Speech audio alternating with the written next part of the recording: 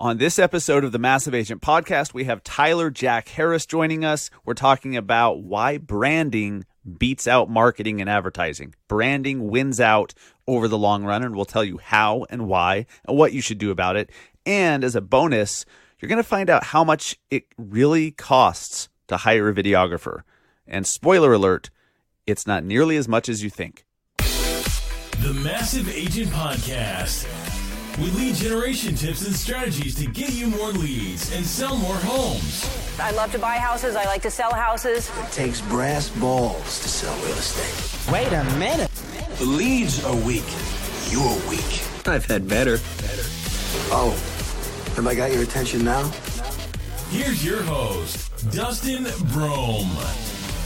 What is up, everybody? Welcome to episode 104 of the Massive Agent Podcast. Damn, we have a good show today. We're joined by Tyler Jack Harris. If you follow Tyler on Facebook or Instagram or YouTube, you're like, wow, this guy puts out a lot of content, and it's all really, really well done. Great stuff. And how does he do that? And you're going to learn all that today. So Tyler he's an Agent 2021 speaker. He's a huge top producer in the life insurance space. And we're going to talk about that. Yes, I know he's not a real estate agent or a loan officer, but he has some incredible lessons and incredible parallels with what he's done to build a huge, super fast growing insurance business to help you guys sell more homes and close more loans. If you are new to the show, welcome. My name is Dustin Brohm, your host. I'm a national speaker, trainer, and real estate marketing coach.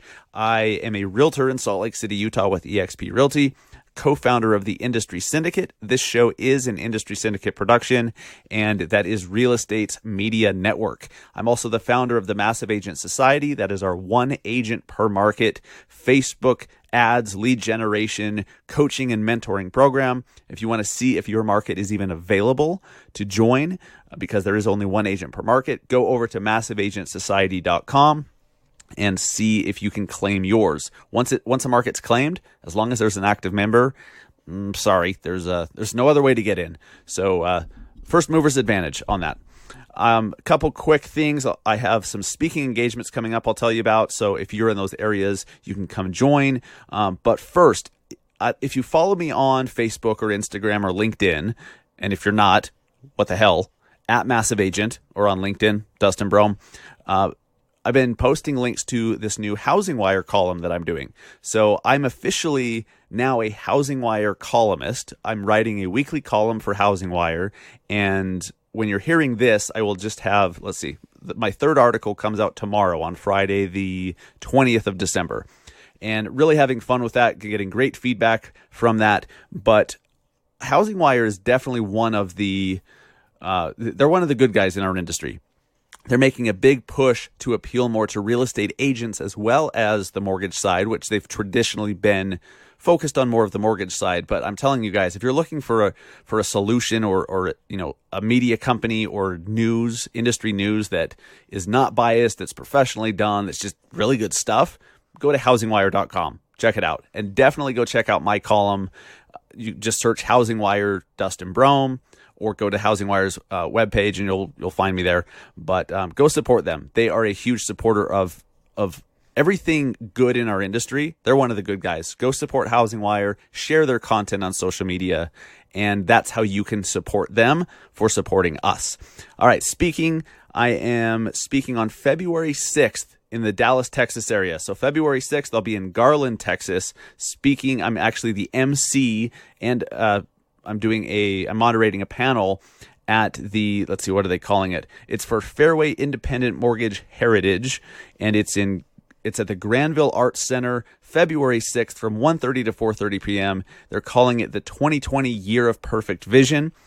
It's a lot of events and things about 2020 vision, as there should be this year. But Katie Lance is the keynote speaker, and I get to MC the event and moderate a panel. So I'm super stoked. If you're in the Dallas area at all, on February 6th, you can get tickets. They're only $15 at heritagegroupmortgage.com/2020. That's heritagegroupmortgage.com/2020. And I'd love to see you there and meet you there. And then in May, this is super exciting. This is the first time I've announced this anywhere, but in May, I am actually doing a couple keynotes. I'm speaking twice at the Illinois Association of Realtors annual convention in Collinsville, Illinois, which is just over the river from St. Louis, Missouri. I had no idea how close it was until I started mapping it. So that's kind of cool. I'll get to see St. Louis as well. But if you're an Illinois realtor going to the annual convention, be there. I'm keynoting the thing. I'm doing a couple different keynotes and super excited about that. And that is on Wednesday, May 6th of this year. So that's cool. And more events to come, more events I'm working on solidifying, and I'll let you guys know. Real quick before we get into the episode or the interview with Tyler Jack Harris, which is freaking amazing. So hope you're ready. I hope you're ready. Got to give a shout out to our sponsor of this episode, Easy Agent Pro. They are still running their December special. It's only $1 to get a great real estate website. $1, just $1. The setup fees waived, your first month, everything. It's all included for just $1. And listeners of this show get that plus 12 months free of their new CRM, which is awesome. To get that, you have to use discount code Dustin at checkout. You have to apply discount code Dustin at checkout. This Easy Agent Pro, they're the website company that I've used for 3.5 years. I would not use anyone else. They are less than $200 a month. You can customize so much. It's so powerful. They have so many great calls to action and lead capture forms all over the website.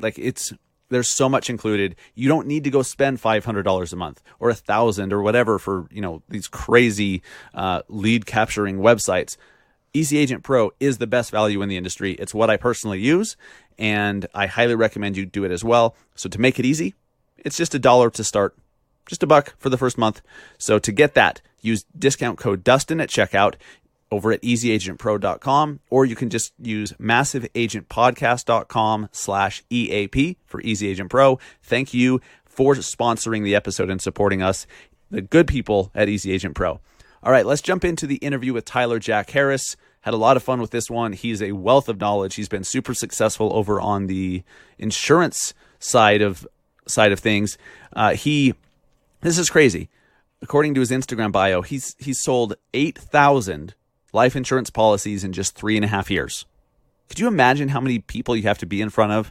How many conversations you have to have? How much determination and that's really hard to wrap my head around. 8,000 sales in 3.5 years. And he puts out as much content as he does. So, guys, you're in for a treat. Tyler Jack Harris. What's up, guys? Welcome to the interview with Tyler Jack Harris on the Massive Agent Podcast. How's it going, Tyler? What's up? Man, it's going good. I am excited to be here. I'm excited to be in Greenville, South Carolina, and not Salt Lake City, Utah. And so it's a low blow there because of the snow. It's a chilling 68 degrees out in Greenville. It's almost 70. Are you serious? Yeah. It was like 25 this morning here. Yeah, I don't blame you. I'd rather be there too. Yeah. No, but I'm glad to be here, man. I appreciate you inviting me on. Absolutely. Yeah, I've been watching your content for a while. You do a hell of a job on Instagram, and I think you first came onto my radar at Agent 2021 last year. Yep. And then we have a mutual friend, Jason Ciano from Sabre Real Estate in New York. Yep. And I've just kind of been watching what you're doing, and I admire it. You seem like you have a system down where you pump out a shitload of content everywhere, and it's done very well. And you're also doing business. So for anyone who doesn't know you or doesn't follow at Tyler Jack Harris on Instagram, bring us up to speed on who you are, what you do, a quick Cliff's Notes. Yeah. So I live in Greenville, South Carolina, and really my story's quite boring up until about 6 years ago. But about 6 years ago, I found myself in a really dark place. I'd gone through a failed marriage, failed business, and was really, as cliche as it is to say, I was kind of at rock bottom. And around that time, some mentors had come into my life and really saw more in me than I saw in myself. My confidence, man, was just at an all-time low, and was just really, really, really in a bad place. And, it was during that time where, finally I had come to the realization that everything that had happened to me was my fault, and taking full ownership of that. And then, working to change. And I use this phrase, waging war on personal change, because where I was, it wasn't going to take, reading a book or listening to a podcast. Like, it was all out warfare to get myself back on track and then start progressing like I knew, I could. Those mentors that came into my life really poured confidence in me, really breathed life into me. And then they gave me an opportunity to come on board with their business. It was in the insurance business, had no interest in insurance, but I had interest in them, and I trusted them.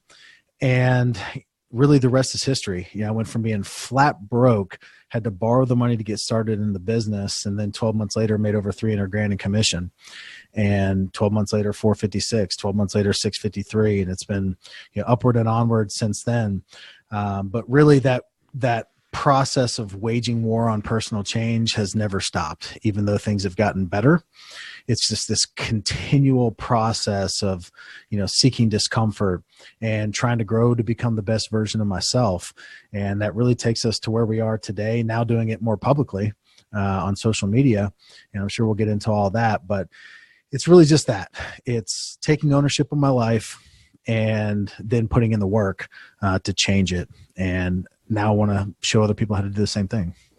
I love it. And anytime you see somebody on social media that they're just sharing what's really going on, for better or worse, and they're just being raw and authentic, it resonates with people. And it resonated with me, and it keeps me tuned in, because especially Instagram, it's just so fake. It's so fake. And I mean, just look at the explore page and it makes you want to vomit. Yep. And so people, I think, with all the noise right now, even like all that stuff's fine. Like, I get it, but it creates even more thirst, I guess, for those that are being authentic. And you've just done it in such a good way. And so going into this interview, I really wondered which direction we take this in, because we can go in so many directions. You're a content creating machine, and we talk a lot about that on this show. But you've also, you're just yourself, and then you've used that to build a business and to build a brand. And that's, I imagine, opened up all sorts of doors you never really thought possible. Yeah, it has. I mean, to sit on a podcast where, the idea that anybody would be interested in what I have to say is still crazy to me. Yeah. 3 years later of really putting myself out there at scale. But it has, and really, I haven't monetized anything I've done on social media yet. And I'm super proud of that.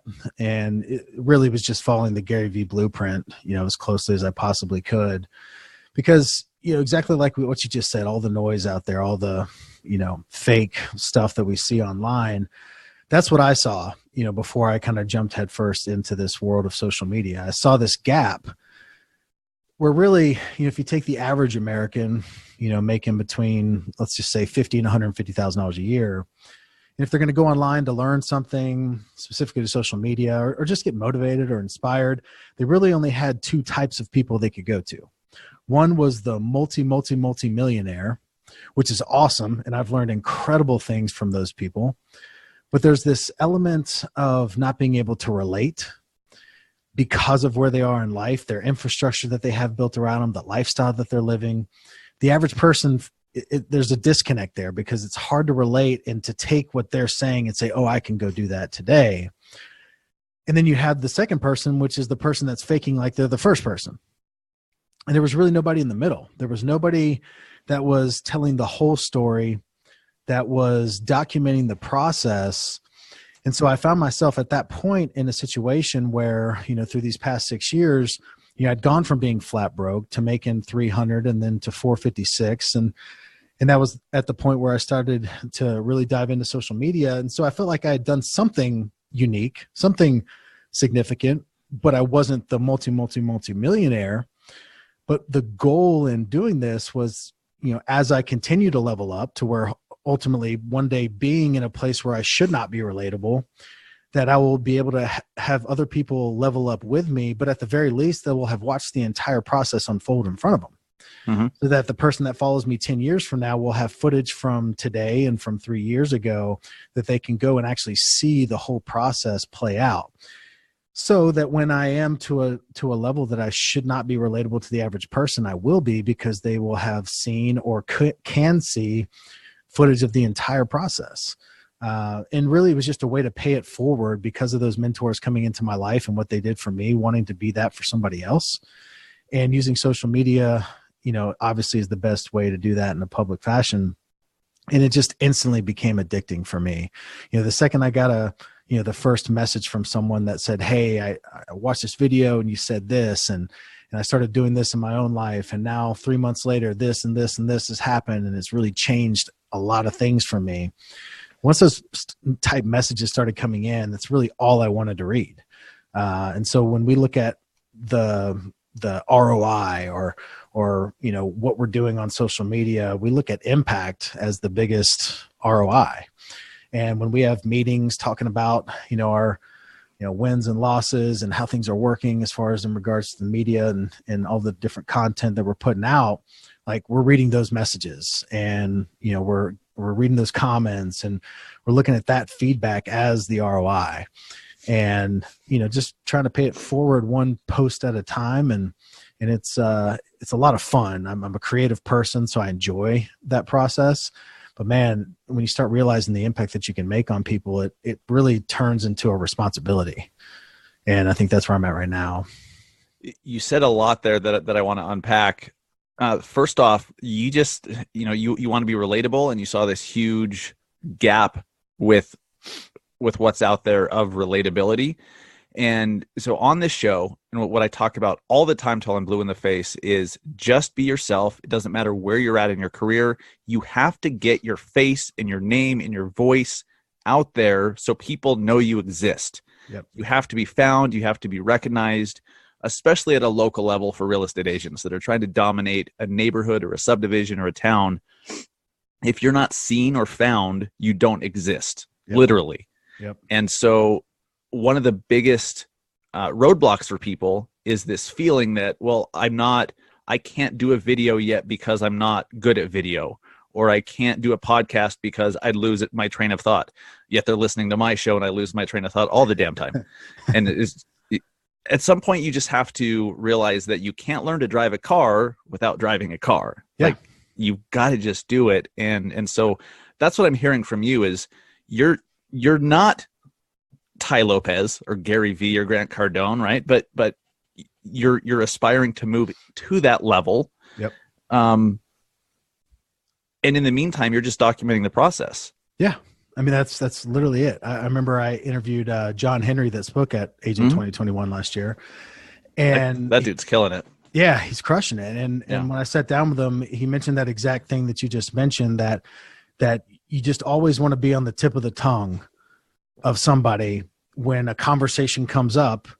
If you're in real estate, if a conversation comes up about, someone needing a particular type home in the east side of town, that they think of you because they know you're the guy for that type home in that side of town. And the only way to do that, I mean, obviously there's traditional networking and things like that, but the only way to do it at scale is through social media and putting your stuff out there. And the only way to do it is just to do it. I mean, the first year, I can't tell you how many, I did over 450 Facebook Lives the first year when I started on social media. And I can't tell you how many of those, there were 3 people on there, one being my mom and like some random guy from high school that I didn't like. And, and I'm sitting there talking like I'm talking to 1,000 people. A lot of it was absolutely terrible. Like I look back at the stuff and I'm like, oh my gosh. But that's some of my favorite content to be able to recall now, because I'm still saying the same stuff. Hopefully I'm saying it a little better, but it's still these same principles, these same things that I live by that are still just as true today as they were then. It's just now there's a few more people, listening and watching. And I think that there's something special, whether you're doing this to make more money, whether you're doing this to convert someone to buy an actual product or, somehow plug them into some funnel that's going to, do something with that person. For me, it's just like, I'm creating this stuff for me. Like everybody else, like I hope they benefit from it. But, some of my favorite pieces of content that we have were that performed the least, did not do well as far as likes and engagement and all that, but it was important to me. And I just want that footage when I'm 80 years old.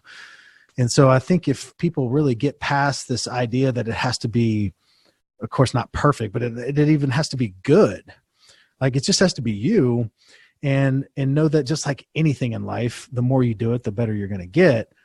But at the end of the day, being able to have that footage, like, that's why I tie it to legacy so much.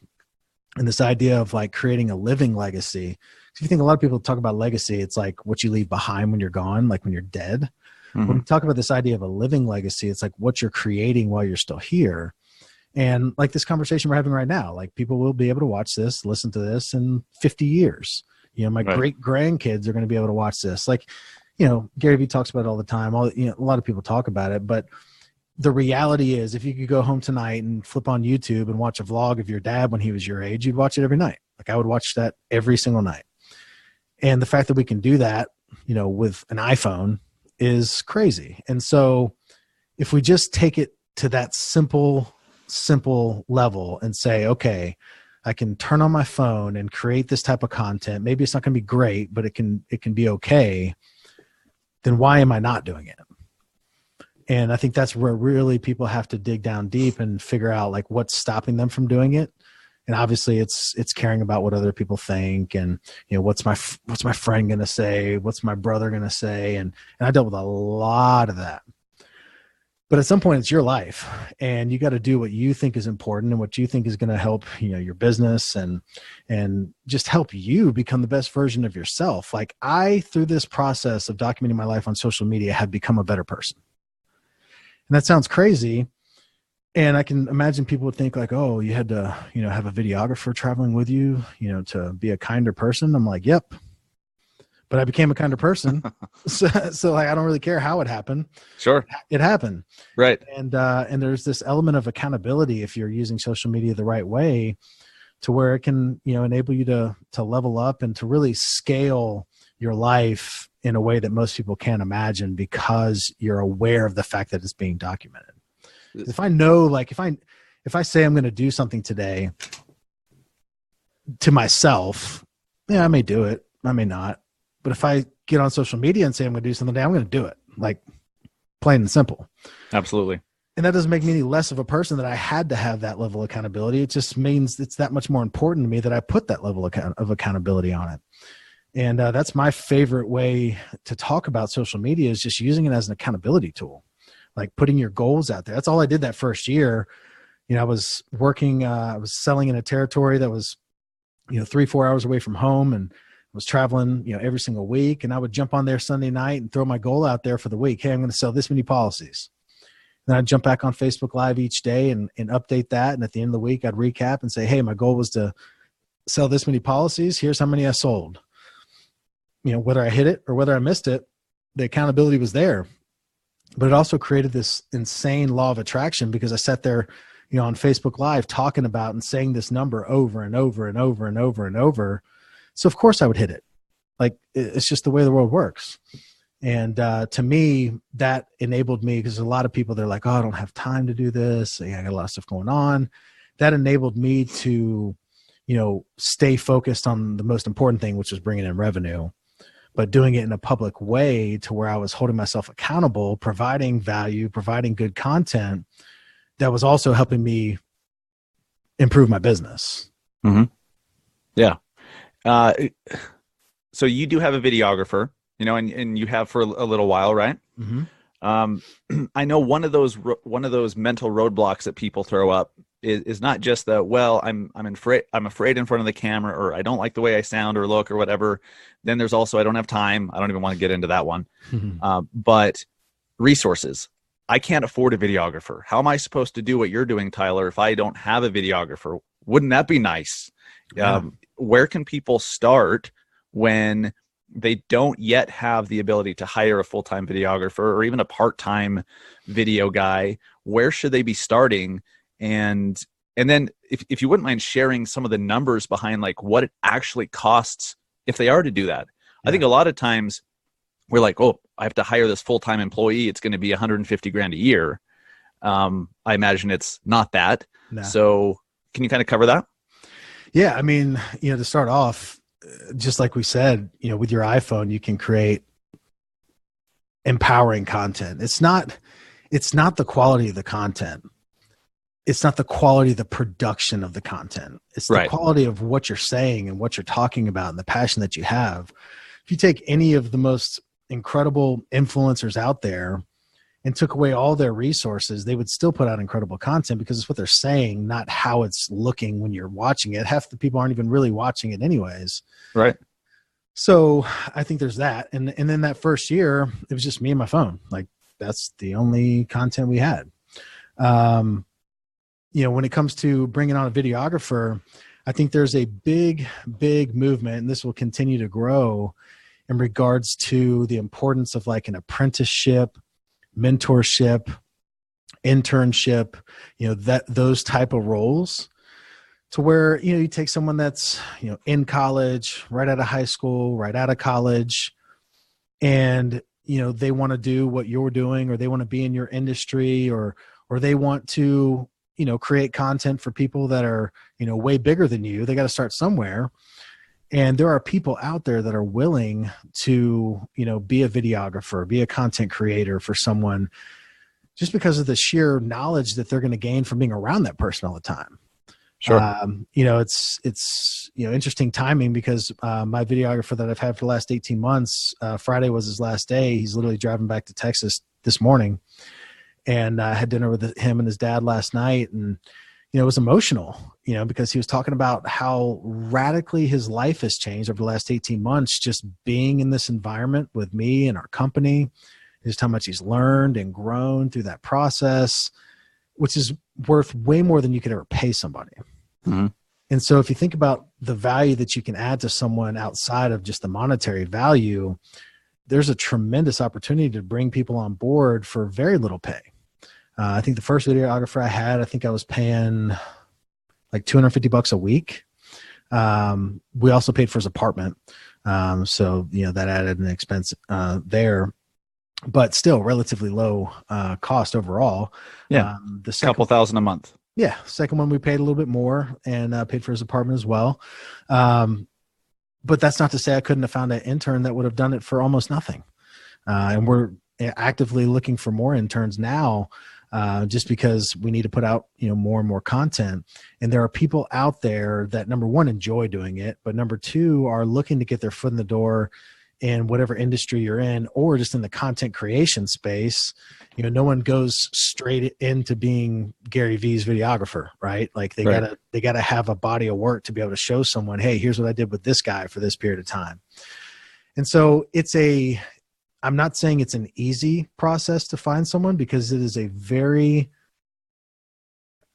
specific person that has to be in a very different place in their life to be able to just throw themselves into something like this. It takes a lot of effort on their part, especially, I travel a lot. I've been to 15 states in the last 20 weeks. And the person has to be able to just say, hey, where are we going tomorrow? Hey, Salt Lake. Okay, great. And, just kind of get up and go. But, not everybody's traveling like that. But it needs to be someone that can really pour themselves into it. So, looking for somebody that's young is helpful. Looking for someone that's like right out of school is kind of the perfect timing. Maybe they just graduated, but they don't really know what they want to do with their life yet. It's really being able to just study underneath someone. And, that was one thing that I preface that conversation with, and what I recommend everyone prefacing that conversation with a potential videographer or content creator is that, my goal is to help you be able to do whatever you want to do after this. And we would talk about it often, like, hey, like, what are your goals? What are your dreams? Like, what do you want to do? And I would, connect them with people, and through the podcast, they'd get introduced to all these different people and all these different environments, and just be able to grow so that hopefully when they leave, because there is a shelf life to that type of position. Sure. My first one was about 18 months, second one the same. And that may be a little longer. I think usually it's probably going to be more like 6 months to a year. But, to ultimately have that person be a better more equipped person to go do what they're ultimately supposed to do, long term when they leave you. I think if you preface it that way, then you'll be able to have somebody come on for maybe less money because of where they're going to be going when they leave and the experience that they're going to be able to have while they're with you, which is invaluable. I mean, you can't put a dollar amount on that. I mean, the amount of people that Pablo and TJ were able to surround themselves with and build friendships with, and I mean, it's just incredible. And so that's a huge asset that I don't think people realize how big it is and how much they have to offer. They just look at it monetarily, like, how am I going to pay somebody to do this? Well, what else can you provide that person? And so taking a little bit of a different approach, I think you'd be surprised the quality that you could attract. But again, unless you're putting yourself out there to begin with, like a videographer is not just going to be your guinea pig for you first going out on a limb and getting on social media and putting yourself out there at the same time. Like, you have to have some track record and presence for them to even consider the opportunity. Yeah. And you have to know what you even want. Yeah. Yeah. I ran into that before I hired a videographer to help me do a local show here. And I was thinking that they'd have the vision for, what the show is going to be like. And they're like, I'm just here to shoot it. Like, what do you want to do? And I realized pretty quick, like, you need to have a very specific vision so you can then find the right person to help you accomplish that vision. Yeah. There's also a lot of like freelance people in everybody's area. Sure. Just hire for certain jobs and certain, like, hey, every Wednesday we do this, or, once a month I need somebody to film this. And there's so much of that out there. Really using Instagram, using social media to find those people that are creating content on their own or creating content for other people and reaching out to them, because a lot of them know each other. A lot of these content creators, they're connected.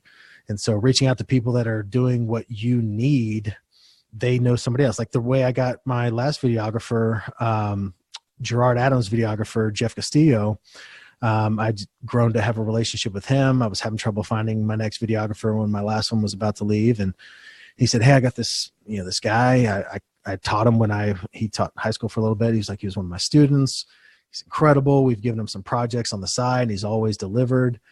And one conversation, and the guy moved from Laredo, Texas to Greenville, South Carolina. And it worked out incredibly well for the last 18 months. So, reaching out to other videographers, because chances are they know somebody that's looking for an opportunity. Let's take it a step further. So why should somebody hire a videographer? Why should somebody have a graphic designer or a videographer or someone to help them do content? I still get questions from time to time where people are like, okay, it's great, it sounds great, but like, will creating some graphics or putting a video out on Instagram, will that really get me business? How has doing the content that you've been doing consistently for years, has that grown your insurance business? Talk about that a little bit. So, it's a different situation for me because I've kept them completely separate. Gotcha. So one way it's helped our insurance business is it's been a recruiting machine for people that want to come work with us. Sure. But in regards to actually selling life insurance, I've never sold a single life insurance policy from anyone through social media because I've made that choice that I didn't want to monetize it that way. Right. But I mean, there's other ways to monetize it, indirect ways. Yeah. Exactly. And the opportunities that arise just from the connections and the relationships that are built. But what it boils down to is, you have to do all that you can do based on your skill set first and see where that takes you. And then you will realize when you get to that point where there's the next step and the next level of content creation. And, what does that do? It's going to perform better. So you're going to get seen by more people. You're going to grow your audience quicker. Excuse me. And that's, unfortunately, that's a large part of it. People are attracted to better content. But again, you can have the most highly produced content with a terrible person on there that's not giving any substance, and it's still not going to perform well. Yep. So it's really doing all that you can do without help. And, a lot of that's time, just capacity. Being able to have someone, the nice thing about having a videographer is, we're recording everything. There's, rarely a time where the camera's not rolling, and we're able to chop that up into so much micro content that, if I stopped creating new content today, I could have the next 5 years worth of content created out of what's already been filmed, just thousands of hours of stuff. That's powerful. And there's so many of these, random conversations or random interactions or random, thoughts that get captured where I've literally in the moment thought like, man, it's so crazy that the camera's rolling right now. Cause if it wouldn't, this would have been lost. And there's something super special about that. And to me, oddly enough, there's just something to be said for the level in which you'll perform when it's being captured. Like, like the fact that I have, that's a real thing. Yeah. The fact that I have two cameras on me right now and I'm recording it on my end, you're recording it on your end. Like I rise to the occasion. Like, you perform, where if it was just me having a conversation with somebody, I mean, it would be fine, but there's an added level of accountability there to make sure that you're giving everything your all at all times. And if that's ultimately what we're supposed to be doing in life, then why not put in place, some type of structure to force that? And for me, it's done that in a million different ways. One of the biggest ways is self-awareness. There's no better form of self-awareness than to have a videographer recording you when you don't even realize they're recording you. And, being able to watch that footage and, watching your interaction with somebody, watching your facial expressions. There were times in the beginning where I'd see a video and it was just me talking to a guy at a conference. And I'm like, why the heck do I look so angry? Like, I look like I'm about to bite this guy's head off. I was like, I remember that conversation to be pleasant. Like, there's no reason for me to look that angry. I'm like, I need to smile more. I'm like, oh, that's interesting. I would have never just picked up on that on my own without having been able to watch myself having that conversation. And there's so many more examples that I could give of ways that it's just made me a better person all around by being able to watch myself in, all the footage that we create. And that's super, super powerful for someone that wants to level up in life. Some of that stuff I hadn't even really considered, but you're right. Like all these indirect benefits, indirect ROI, if you will. But so often we want something tangible. We want the direct, like if I do a video, how many listings will that bring me? Like how many homes will I sell if I do a podcast for 6 weeks? Yeah. That's how a lot of people think, unfortunately. Mm-hmm. And then they forget all the amazing, powerful things that build a better human being and a better business over the long term if they just do the thing. And so I'm glad you touched on that. Yeah. I mean, it's just the difference between branding and marketing. I mean, when your goal is to market your business, then, you've got metrics that you're tracking, but when you're building a brand, you just have to understand that it takes a long time and it takes that long-term vision to be able to stick with it. But it's the most important thing that you could possibly do is build a brand around yourself, because that's all you have, especially once the market starts to, and it's already started, but I mean, the market's going to crash here at some point. And those that have built a solid brand where there are people that know, like, and trust them because they have been watching, listening to content for the last 3 years, they're going to continue doing business with those people. And the ones that haven't, they're not. And that's just a fact. And so, when you look at building a brand, you have to realize that there are going to be a lot of short-term metrics that don't make sense. There's going to be a lot of short-term expenses that don't make sense. Because if you're building it at scale and you're doing extremely high quality work, it's going to cost money. But I promise you the return is going to be 100-fold if you stick with it. If you stick with it. Yeah, if you stick with it. That's the key. And, you have to find your lane that you enjoy. Like I enjoy all aspects of social media. And that's what enables me to stick with it, is because I enjoy it. Some may not enjoy certain aspects. You got to figure out, what is it? Is it podcast? Is it, video? Is it, putting 120 characters down and press and send? Like whatever that is that you actually enjoy that part of the process, just lean into that. Yes. But the big thing is do something.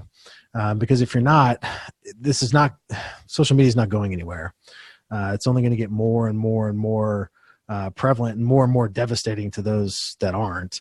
And right. So that's just a reality that everyone, has to face, that's sitting back saying, oh, I just don't want to get into all that.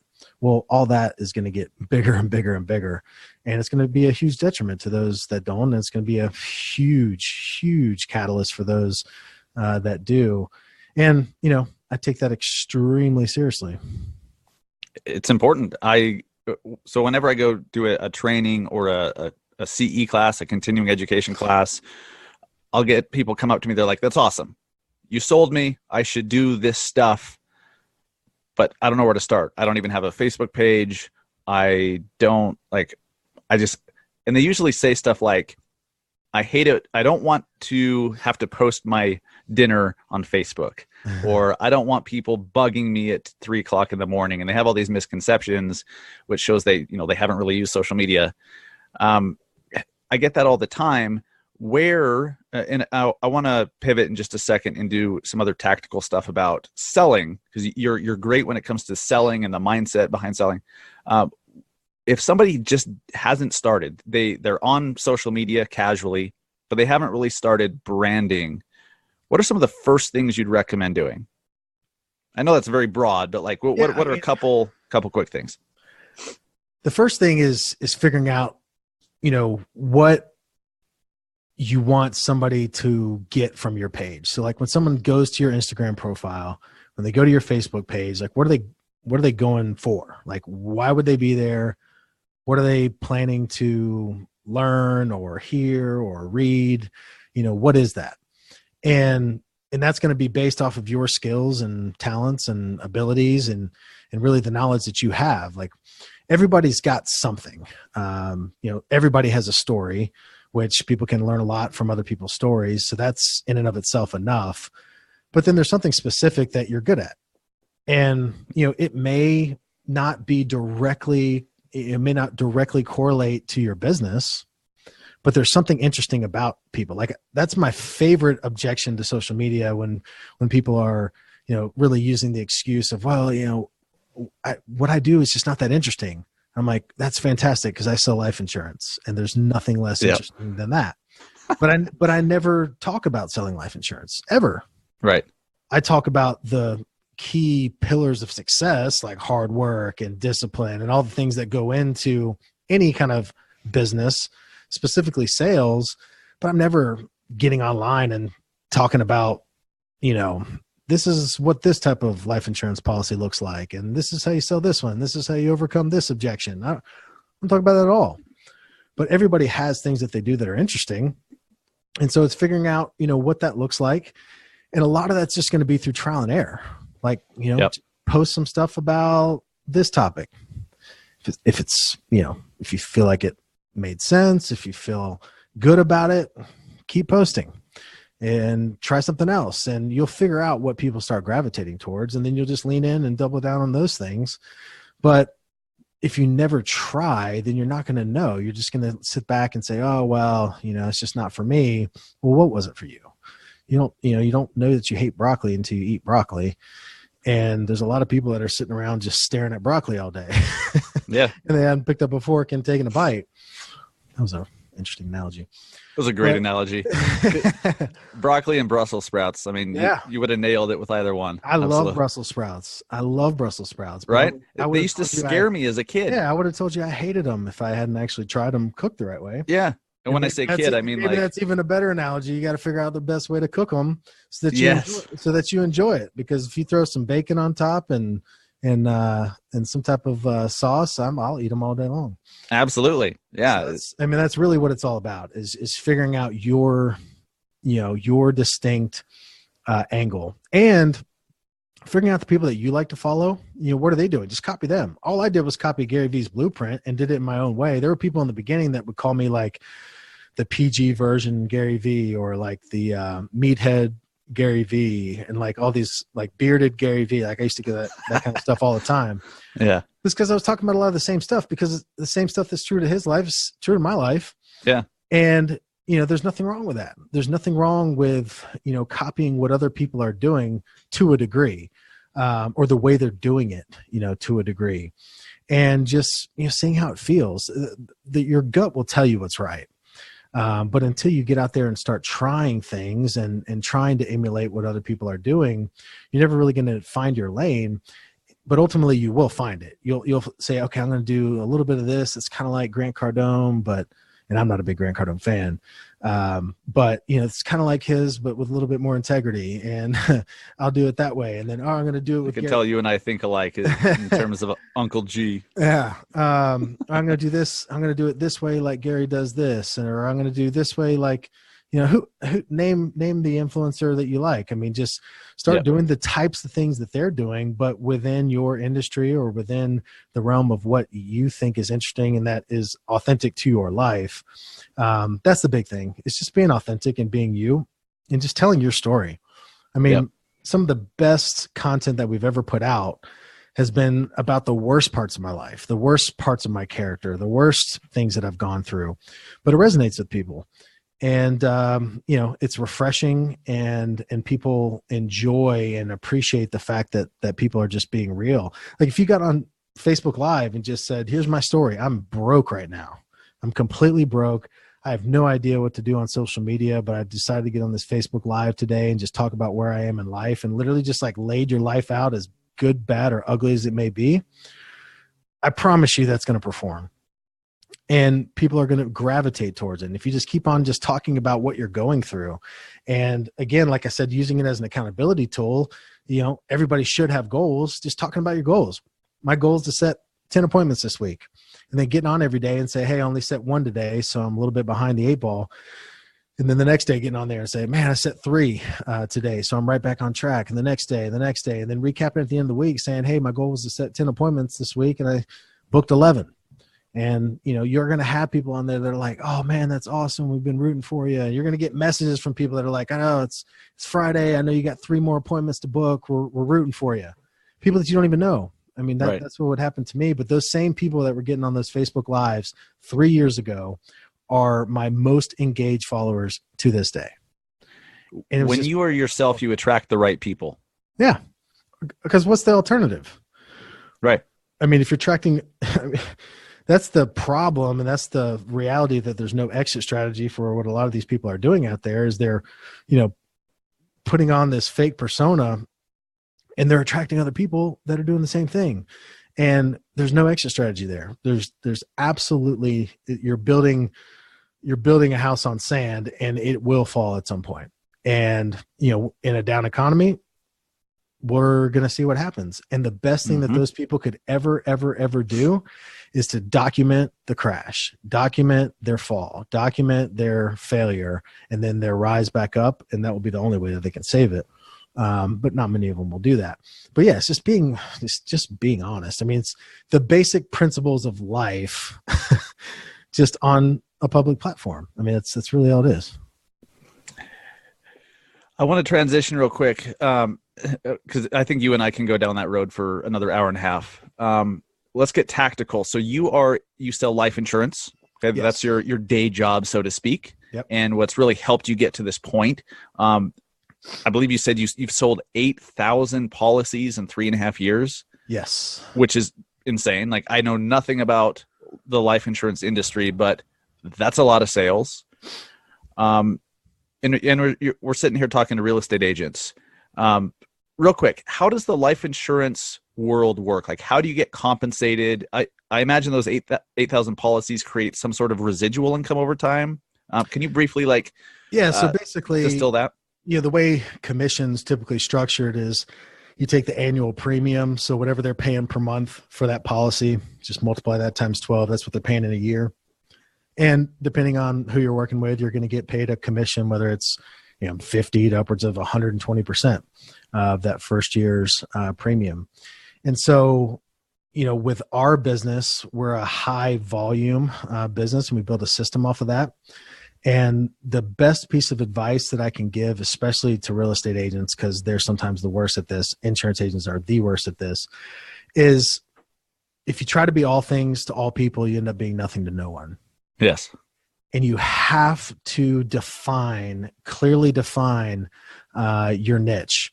and your demographic that you want to target and your area of expertise. And then you have to spend all of your time on just that person, on just that group of people, and on just that specific market. And, people in real estate, just as in insurance, they do a terrible job at this because, they're hungry for commission. So they'll sell whatever to whoever, just for the sake of earning money. But you have to become an expert in an area. And so, think as narrow as possible and then go probably 4 or 5 levels deeper. If you want to be the expert of, single family homes on the east side of town, well, is it single family, ranch homes that are between 150 and 250,000 in this square footage range on this particular, neighborhood on the east side of town, and become an absolute expert in that space so that when you're putting content out and randomly when something comes up at a dinner conversation that someone's, looking at a home on that particular side of town and it happens to be that type of house, they're like, oh man, you got to talk to Dustin. He is that guy. Like, he's the only guy that you need to talk to because that's his area of expertise. Right. And that's what we've done in the insurance space. We only sell to one person and we know more about that person than they know about themselves. We speak their language. We know how to get them to a buying decision insanely fast. And that's been the key to our success because we've built all of our systems around how to find that person, how to speak their language, how to get them to a buying decision quickly. And that's all we do. We don't sell anything to anyone else, and we won't sell anything else to that person. And that to me is so important in real estate, is to figure out what that is. And if you're going to figure out what that is, you might as well, find a group of people that you actually like being around. Yes. And an area of town that you actually like being in, and a type of home that you actually like showing. Like, why would you do like so many people that are chasing all these different trends? They don't like it. They're not passionate about it, but it's the hot thing right now. So I'm going to just jump on that wave and ride it. But that's not how you build anything significant long-term. You got to figure out, as far as your happiness and fulfillment, like, who are the people that I enjoy selling to? It may be that you focus all of your energy on only selling to veterans, getting out of the military and buying their first home. Right.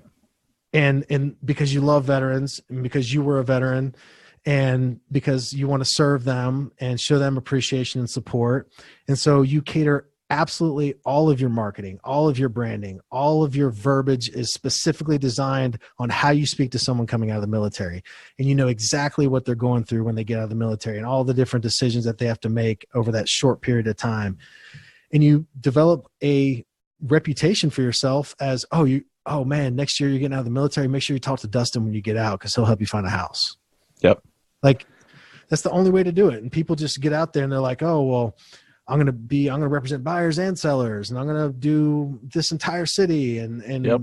Big or small, if you want to rent a house, great. I can do that too. Like, and it just doesn't work. You'll spread yourself out so thin that, you can't focus all of your attention. And really, at the end of the day, sales is all about focus and all about how narrow you can get that niche and just go absolutely all in on it. And it's the only reason I'm sitting here is because of the success of doing that one thing. I'm glad you said that the way you said it, because I know both sides of that coin. When I first started as an agent about 9 years ago, I'm like, even though I had my mentor telling me, pick a neighborhood, pick a farm area, focus all your marketing efforts, everything in that area. But because of the scarcity mindset, I'm thinking, well, that's too small of an area. I'm going to sell more homes. Why not focus on all of Salt Lake? Why not focus on everything in Salt Lake? And I'll even do Park City too. What the hell? Yeah. And strangely, you have much less success when you spread yourself all over the area. Yep. And it wasn't until I really started focusing on one side of town in one particular area with particular type of home that I started to see a lot more success. Yeah. And then if there is that fear of scarcity because you feel like it may be too narrow, I think you can broaden your mindset on the fact that, well, what if you did become the absolute expert in a very, very, very narrow niche. Well, then you can coach everybody around the country and maybe even around the world on how to market to that niche. Yep. Now, all of a sudden, you can leverage that in a huge way. Again, social media is going to be the way to do that. But you could start a podcast on how to sell to people that are getting out of the military. How many military bases are there in the country? A ton. How many people are getting out of the military every year? A ton. How many agents would love to be able to focus and attract that market with VA loans? A ton. Like there's way more than just the immediate area that you're in and, oh, well, there's only this many homes that are going to be sold in that area. Yeah, but if you become the absolute expert in it, next thing you know, you're speaking at conferences to other agents that do the same thing, and it opens up just opportunity after opportunity. So, I mean, they say riches are in niches for a reason. Yeah. And it's not just because it rhymed. I mean, it's part of it, but it's a little part. But it's a reality. I mean, that's what it's all about. And, you know, you want to be an expert in something. And the reality is people are an expert in something. They just haven't found it yet. But there's something that you are particularly incredible at. You just may not have tried it or have figured out what that is yet. And it may take a process. Like for people that are just getting into real estate, they don't know, they don't know what the best fit for them is. So try, spend that time, trying to be all things to all people and figure out which one of those did you enjoy the most. Like, man, I love representing a buyer. I love being able to find them that home. I love representing first-time home buyers because there's no better feeling than owning your first home. I love being able to hand them those keys. Like, man, I just get so much fulfillment out of that. Well, that's probably what you should do. And become the expert on first-time home buyers and the psychology around it and how to attract people, because first-time home buyers, they don't know how to, their process of figuring out, who to go to as their agent. I'm assuming that's probably very complex. Yeah. And so whatever that is, make sure that it's something that centers around what you enjoy or who you enjoy being around. Because otherwise there's going to be struggles. There's going to be obstacles in any business. Even if you do find the perfect niche for you, the only way you're going to get through those difficult times is if you're doing it with people like you, that you like to be around, and you're doing something that you genuinely enjoy the process. And so that's where burnout happens, especially in sales, is when you're doing something just because the commissions are great there, or, I can get a bunch of sales this way. Well, when all of a sudden you can't, you quit because you never really liked it to begin with. Yep. And there's so many people that are about to face that, here in the next 18 to 24 months, that they're going to realize, like, man, this was awesome when it was awesome, but this sucks when it sucks. Like, why not put yourself in a position where when it does suck and the market sucks, that you still enjoy the process with the people that you have? Because people are going to gravitate towards people that enjoy their job and absolutely their career. Yep. And it's going to just exude from that person. And so, it takes intentional effort to find it. But once you find it, it's all about doubling and tripling down on that one particular person or market or industry or whatever that may be. And that's universal to all sales. Every salesperson, struggles with that in the beginning. But the quicker you can figure that out, the more successful you're going to be long-term. Could not agree more. Last question before we jump into the rapid fire questions. We have some either or questions that we ask every guest. Okay. Excuse me. From your standpoint, not an agent, not in the real estate industry, but a bunch. What's the biggest thing that you see agents doing wrong online? The biggest thing I see them doing wrong online is only using social media to sell a house. Like, the only content that you see from that person is a picture of a house with a for sale sign on it. Yep. And I mean, you're basically using Instagram as a classified ad, Yep. basically. With their listing flyers, their PDF flyers that they post as Instagram photos. Mm-hmm. Yeah. I mean, one of my great, great friends, Andy Dane Carter, Andy? The name rings a bell. So he's in real estate, but he does a great, great job of showing all the aspects of his life, real estate being one of them. And so, he'll jump on, just his phone again, just his iPhone, but as he's walking through houses, he'll, get on Instagram stories and talk about the house that he's looking at. But then the next Instagram story is him with his son at jiu-jitsu. And so it's showing all the areas of life. and doing it in a smart way to where there's a balance between all those things. Mm-hmm. But you can very quickly, create a brand to where people just flat out, they either unfollow or just simply ignore the noise, because they know if they see your name pop up on the left side, that it's just going to be some house that's for sale that you don't care about. Right. And that's not building a brand. That's simply marketing. And so, like Jason Ciano does a great job with this as well. You don't really know exactly what he does, but you get an idea, but you see all the other areas of his life. He works out a lot. He works out a lot at different places. His kids dance a lot. Yeah. And, but you get to know him, and you can watch his content, and you're like, man, I feel like if I hung out with this guy, like he would be a fun guy to hang out with. And he is. And so he shows, he is one of the better people at doing it. And his business will benefit from that. And so, yeah, I think that's it. I think it's giving people a mix. So if you think of, I don't want to say this, I don't want to misquote this, but if you think of building a brand as weaving together your life and your work as a form of your life's work. So it's a weaving together of your life and your work as this basically portrayal of your life's work. Like people want to see, when you're out on a date with your wife, like, oh, he's married, he's got kids. That's great. Oh, there's a house for sale. That's cool. But I'm not just getting bombarded with just like flyer after flyer after flyer. And a personal connection is required. Yeah. Like people want to work with someone likable. Yeah. No one, I would, and again, I'm not a real estate agent, but I find it hard to believe that someone's like searching a hashtag to find a house flyer. Like there's other places to find houses. Like, right. I mean, I'm looking for a house right now, and I promise I'm not on Instagram doing it. Right. But you're not searching hashtag realtor life, looking for a flyer on Instagram. Yeah, no, not at all. And so I think it's way more thoughtful than that. And it's not, but that's the reality. That's what 90% of people are doing. And that's where the opportunity is. And I think that's what's important for people to hear. That's the opportunity, because that's what 90+% of people, of real estate agents, are doing online. And so there is a huge space for you to go into and just share your life, share about what you do, share about what you're an expert in, and you will cut through all that noise so quickly. And it'll be so refreshing for people to see that you'd probably be shocked at how fast it would grow. Yep. And the train has not left the station. It's not too late to get started with content marketing and building a brand, especially at a local level.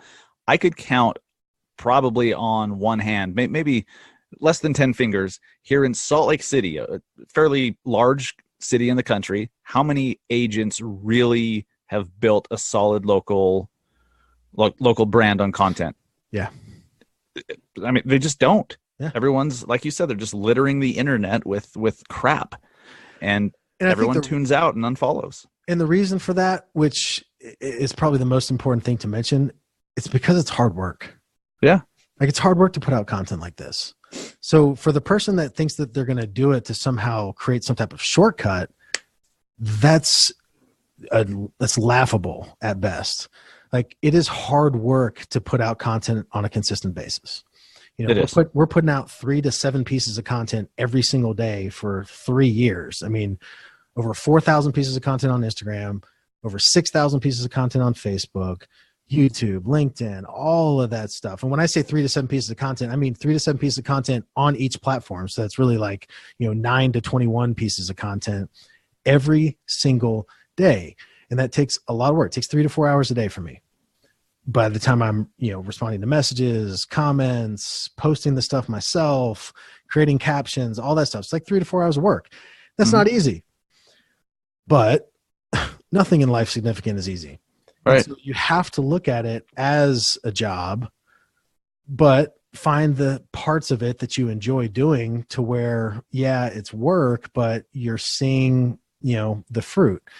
And that's what's keeping people away from it, is because it's difficult. Like if it was easy, then everybody would do it. But you have to find pockets, and you have to find opportunities in your life and in your business where people aren't doing things because it's hard work. Like those are the best possible places for you to focus your time. And that's why it's still such a great opportunity. That's why somebody can come today and create their Facebook page, create their Instagram profile today and still beat everybody else, because there's still 90% of the people that just aren't willing to do that type of work. Right. And that's incredibly encouraging to the person that out there that feels like somehow they're behind and like, well, I hadn't started it now, so why start now? Like, why start now? Like you have to. And if you don't, you're going to get left in the dust, and it won't be because you didn't know it. And it won't be because you weren't aware of it. It will just because you're lazy. Yeah. Because you didn't do it. Yeah. And it's a harsh reality, but I literally look at it and I take it from a different perspective. And let me throw a different perspective out here before we end this thing. Because legacy is such a big word for me. And, I think about all this content that we're creating, and to me, it's my legacy. Like all of these vlogs and all of these podcasts and all this footage, like it's going to live on forever. And, I've got a daughter and she's 3, and she'll be able to, see a vlog where I was talking about how much I love her and just how important she is in my life. She'll be able to watch that one day when I'm gone. And her kids will be able to watch this content one day when I'm long gone. And, you think about the grandmother that dies and they find like the diary in the attic, and, the kids just like cherish every word on every page. And it's like, the most priceless thing that they could ever find. Well, imagine being able to find out that your grandmother had a freaking podcast that you could listen to 1,000 hours of her talk about her life. Like you would cherish that. And so if we really take this a step further and say, okay, so if I agree, if I could go home tonight and flip on YouTube and watch a vlog of my dad, at my age, I would absolutely cherish that.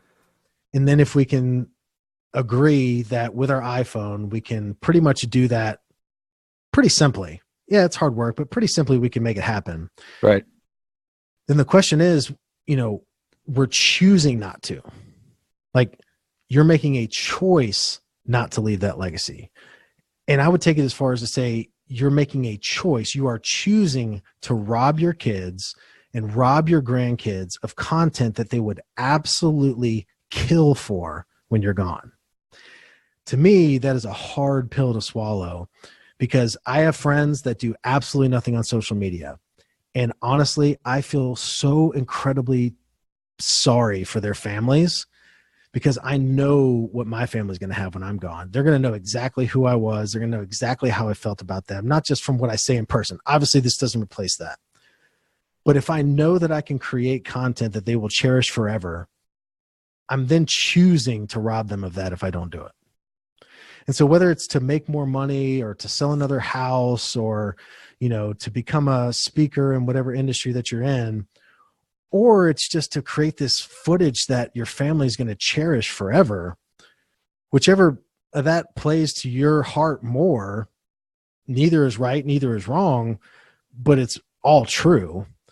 And so if we know that, then man, like to me, it is such a responsibility that who would I be not to? Like, who would I be not to jump on this podcast right now if I know it's going to live on forever? Because there's somebody in Nebraska that's going to listen to this podcast. They're going to sit there and they're going to be like, man, I've been trying to sell anything and everything in my town. And this just hadn't been working, but this guy said this, and he's going to go out and he's going to get focused and narrow, and he's going to have incredible success in 2020. And he's going to send you and me a message and be like, man, I listened to this podcast with Dustin and Tyler, and my business absolutely transformed over the next 12 months. Like it's going to happen like this. It happens every day. So if we know that, then it's a responsibility at that point. And, I take that way more seriously than most people. And the more I see it, the more intense that responsibility gets with me. And it's super important what we have the ability to do now, and if we choose to do it or not. That's a great impactful way to end. You're right, and it's that perspective is important because we're so focused on doing the things or figuring out how should I word this? Like, how can I do a graphic for LinkedIn? And like, we get into all those, which is important, but we forget about the big picture. So I'm glad you kind of brought that back to us. For sure. Before we wrap it up, we do these rapid fire questions with every guest just to give us a little insight into who you are a little bit more. And then we'll end with you telling people where they can find you, where they can learn more about you. And one of your 8 trillion pieces of content that you put out this month, which is respect. Facebook or Instagram? Gotta say both. Man, there's some content that it does better on Facebook for me. There's some content that does better on Instagram for me. I got started on Facebook, and so I have a bigger following on Facebook, and they're more engaged. But I love Instagram more because I love Instagram stories the most. Sure. So I would say both. Instagram or LinkedIn? Instagram. Books or podcasts? Man, I'd love to say both again, but I won't do that to you. I would say books. Okay. iPhone or Android? iPhone. Good call. You're a human being. Yeah. Yeah. No, I'm not a terrorist. Alexa or Google Home? Neither. Oh, not into the voice assistant, huh? Nope. Okay, fair. Burgers or pizza? Pizza. New York or LA? Man. There's some things that I absolutely love and absolutely hate about both. But, Absolutely. But if I had to choose if I was going to move somewhere today, I would say LA, but it's just because of the weather. Right. Like it's literally just the weather on the beach, right? It's just that. But man, I love New York so much. But if I was going to move somewhere today, I'd probably say LA. LA or Miami? I'd say LA. Okay. LA. As long as you don't fly into LAX. What a disaster that place is. Yeah, but man, I'm going back on it. I'm changing to Miami. Okay. Fair enough. I spend more time there and I don't know, but I don't know. That's a tough one. LA is weird for me. Like I agree. The beaches, the weather, beautiful. Yeah. There's something about it that I just hate. I just can't stand LA. Traffic's a big issue, but part of it. Not that much better, but no. Yeah. It's a weird place. Yeah, it is. But it's awesome. It is. Sports fan? Kind of. College. Okay.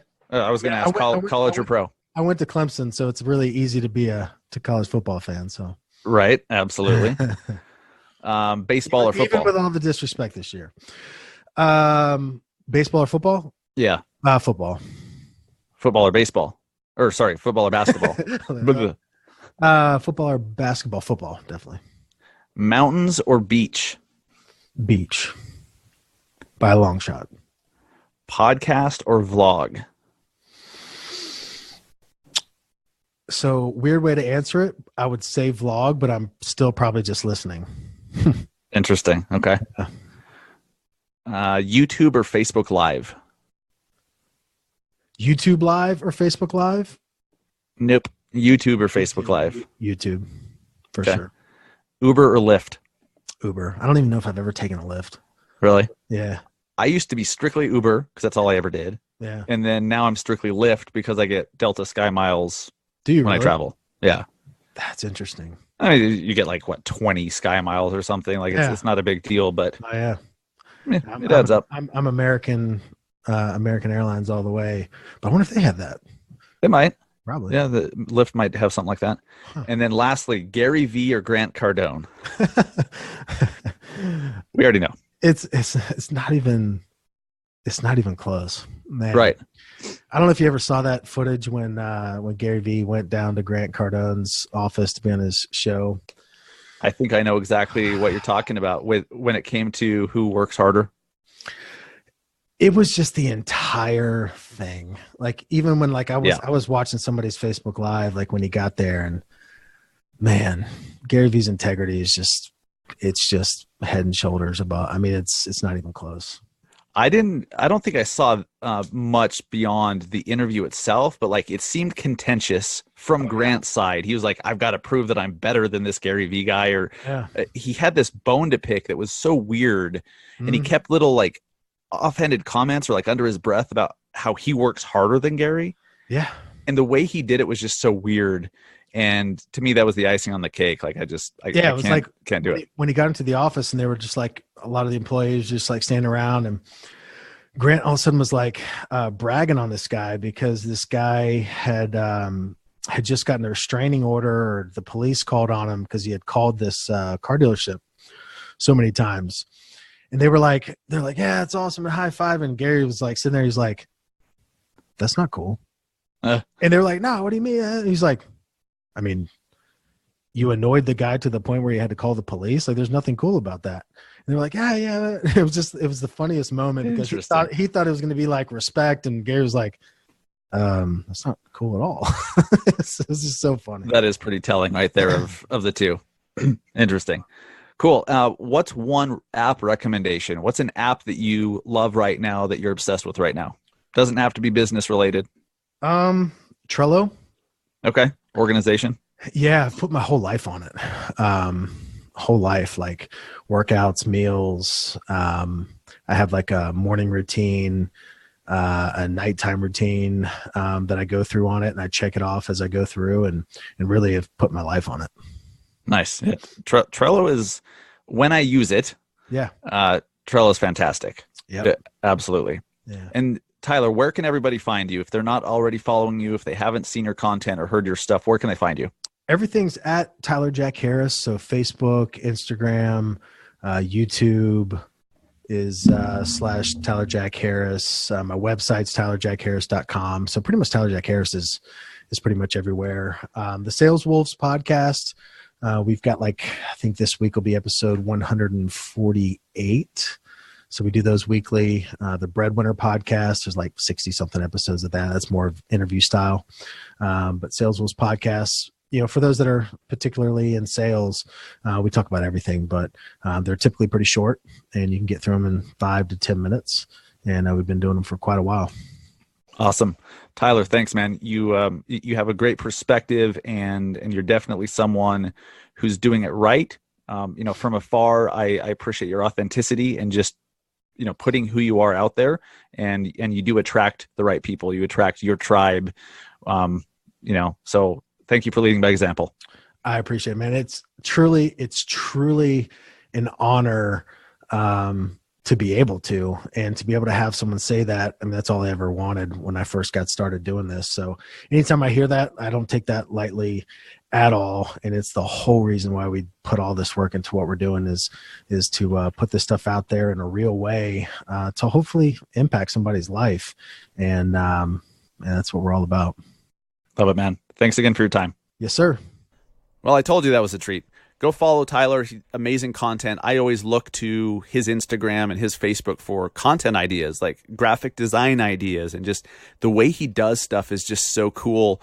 And you learn a bunch.